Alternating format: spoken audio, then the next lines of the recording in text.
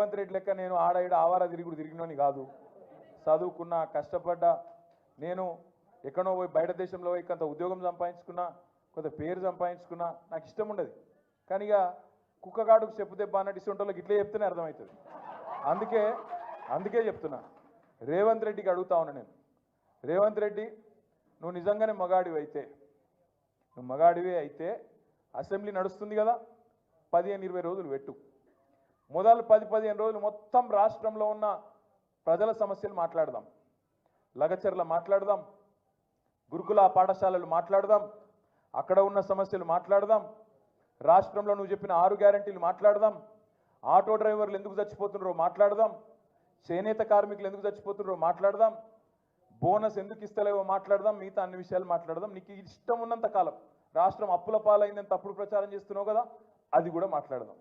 నువ్వు నిజంగానే మొగాడివి అయితే 10 రోజులు ఇదంతా ఒడిచిపోయినాక మిగిలిన 4-5 రోజులు ఉన్నాయి కదా, ఈ స్కాము ఆ స్కామ్ అంటున్నావు కదా, మొగోనివైతే అసెంబ్లీలో చర్చ పెట్టు, అక్కడనే సమాధానం చెప్తా నీకు. అసెంబ్లీలోనే చెప్తా ఉన్నా. ఈ ఫార్ములా ఆ ఫార్ములా అంటున్నావు కదా, ఏ ఫార్ములా అన్నదే నీ ఇష్టం. తీసుకురా, అసెంబ్లీలో పెట్టు. 4 గోడల మధ్యన క్యాబినెట్లో కూర్చొని ఎవరిని ఎట్లా లోపల పెట్టాలి, ఎవరి మీద ఏం కేసు పెట్టాలి, ఎవరిని ఎప్పుడు నూకాలి, ఇది కాదు ప్రభుత్వం చేయాల్సిన పని. ప్రభుత్వం చేయాల్సిన పని ప్రజాహితమైన పని చేయాలి, ప్రజలకు మంచి చేసే ఆలోచన చేయాలి. ఎప్పటి నుంచి మరి కొత్త రేషన్ కార్డులు ఇవ్వాలి, ఎప్పుడు పెంచిన పెన్షన్లు ఇవ్వాలి, ఎప్పుడు 6 గ్యారెంటీలు అమలు చేయాలి, ఎప్పుడు 420 హామీలు అమలు చేయాలి. బీసీ డిక్లరేషన్లో చెప్పినావు, రైతు డిక్లరేషన్లో చెప్పినావు, విద్యార్థి డిక్లరేషన్ అని చెప్పినావు, ఎస్సీ ఎస్టీ డిక్లరేషన్ అని చెప్పినావు. వాటిలో చెప్పిన మాటలు ఎప్పటి నుంచి అమలు చేస్తావో గవి చర్చ చేయాలి క్యాబినెట్లో. గవి ఏవి లేవు. మీరు చూస్తున్నారు ఎంత ఎంత ఎక్కింది అహంకారం నెత్తికంటే. మొన్న మీరు చూసిండ్రు ఢిల్లీలో ఇండియా టుడే అని ఒక టీవీ ఆడ చర్చ పెట్టింది. రేవంత్ రెడ్డి వేయండు. పోతే అక్కడ అడిగినరు వాళ్ళు, ఏం సార్ నువ్వు ఎవరిని పడితే వాళ్ళని జైల్లో పెడుతున్నావట, ఏం సంగతి అంటే, నేను ఎవరిని పెట్టినా అన్నాడు. మరి లగచర్ల రైతులను పెట్టినావు కదా, 30-40 రోజులకి వెళ్ళి వాళ్ళు ఉన్నారు కదా అంటే, వాళ్ళు కొట్టినరు, కలెక్టర్ని కొట్టినరు మాట్లాడతాడు. కలెక్టర్ ఏమో నన్ను ఎవడు కొట్టలేదని చెప్తాడు. కలెక్టర్ ఏమో నా దాడే జరగలేదు, కొట్టనే లేదు ఎవడని కలెక్టర్ చెప్తాడు. కానీ రేవంత్ రెడ్డి మాత్రం కొట్టినరు అని చెప్తా ఉన్నాడు. నేను ఒక్క మాట అడుగుతున్నా, దయచేసి మీరు గుర్తుపెట్టుకోండి. ఒక లగచర్లలో రైతులనే కాదు, ఇలా సోషల్ మీడియాలో పోస్టులు పెట్టే పిల్లలకు ఎస్ఐలు ఫోన్ చేస్తున్నారు, సిఐలు ఫోన్ చేస్తున్నారు, డిఎస్పీలు ఫోన్ చేస్తున్నారు. నేను చెప్పేది కరెక్టేనా? ఫోన్ చేసి బెదిరిస్తున్నారు. ఎందుకు బిడ్డ మీకు లోపల పెడతాం, కేసులు పెడతాం, లోపలేస్తాం అని మాట్లాడుతున్నారు. ఇప్పుడే ప్రవీణ్ గారు చెప్పినట్టు కోస్గిలో మీరు ఇక్కడికి వస్తుంటే, హైదరాబాద్లో మీ పార్టీ ఆఫీస్కి మీరు వస్తుంటే, మీ ఇంటికి మీరు వస్తుంటే ఆడబెట్టి మీ మీద పీడీ యాక్ట్ పెడతాం, లోపలేస్తాం అని బెదిరించుడు. దాంతోపాటు ఎల్ఎన్టీ అనేది ఒక పెద్ద కంపెనీ, హైదరాబాద్లో మెట్రో కట్టిరు. ఆయన మొన్న మదినప్పుడు హైదరాబాద్కి వచ్చిండు. వచ్చి ఆయన విలేకరులతో మాట్లాడుకుంటూ ఒక మాట అన్నాడు. ఏమన్నాడు? ఈ ఫ్రీ బస్సు పెట్టినాక మాది కొద్దిగా తగ్గింది గిరాకీ అన్నాడు.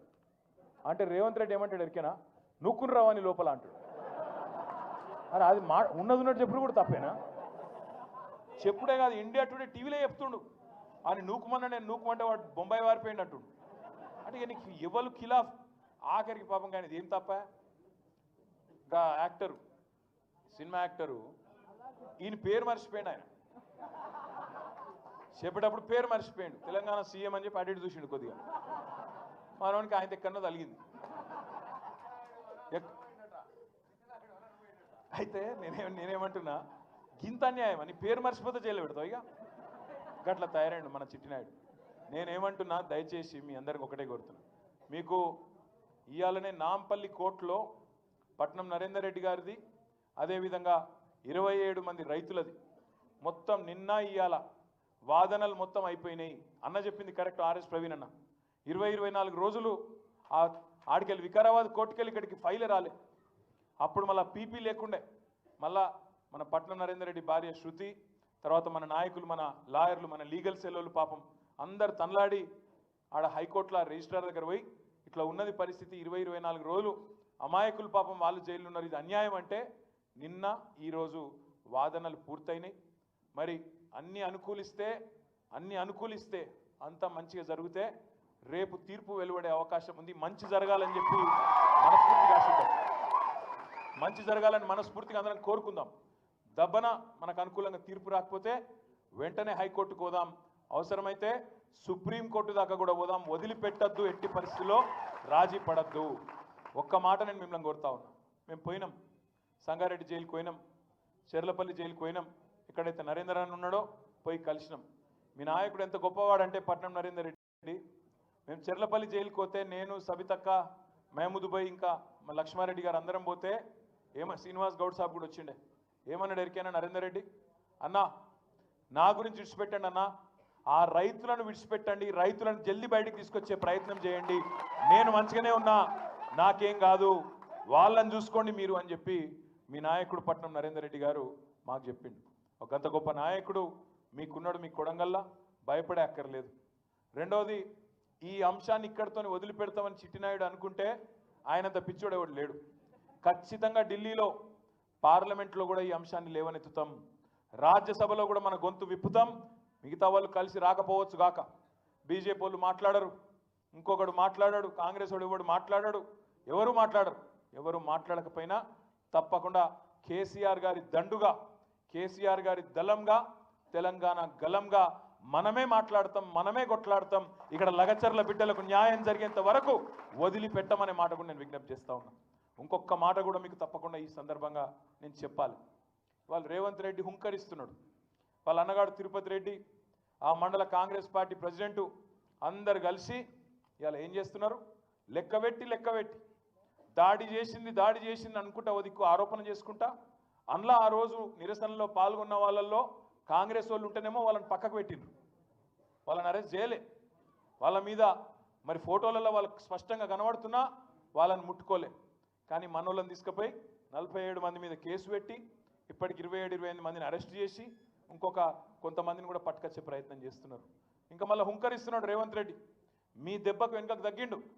లగచర్లలో మొదలు ఫార్మా అన్నాడు, ఇప్పుడు ఫార్మా వెనుకకు తీసుకుంటున్నాను ఒక దిక్కు చెప్పి కుడి చేత్తోని వెనుకకు తీసుకున్నాడు, ఎడమ చేత్తోని ఇండస్ట్రీ జోన్ అట, ఇండస్ట్రియల్ జోన్ పెడతా, మా కొడంగల్లో పరిశ్రమలు పెడుతుంటే కొంతమంది సన్నాసులు మాట్లాడుతున్నారు అని చెప్పి మొన్న అక్కడెక్కడో మాట్లాడిండు. ఒక దిక్కేమో ఆయన్నే అంటాడు, తొండలు గుడ్లు పెట్టని భూములు మా కొడంగల్ భూములు, అక్కడ నేను పరిశ్రమ పెడుతుంటే మీకు ఏమైంది అంటున్నాడు. అనగానే నిజంగా నాకైతే మనసులో ఎక్కడో నొచ్చుకున్నది. అరే కొడంగల్ రైతులు ఎవరైనా మాట్లాడతారా అనుకున్నా నేను. ఒక అమ్మాయి, ఒక ఆడపిల్ల, ఆ అమ్మాయి మాట్లాడింది. ఆ అమ్మాయి వీడియో పెట్టింది తెల్లారి. తొండలు గుడ్లు పెట్టవన్నావు కదా, మరి ఇదేందా అని వడ్లు ఇట్లా చేతిలో పట్టుకొని, ఇవేందా రేవంత్ రెడ్డిగో నేను చేన్లో నిలబడ్డా, ఇవేంటి వడ్లు కాదా, ఇవి తొండల గుడ్లా అని చెప్పి ఆమె అడుగుతుంటే మరి ఆ చైతన్యానికి నిజంగా కూడా సలాం కొట్టాలనిపించింది.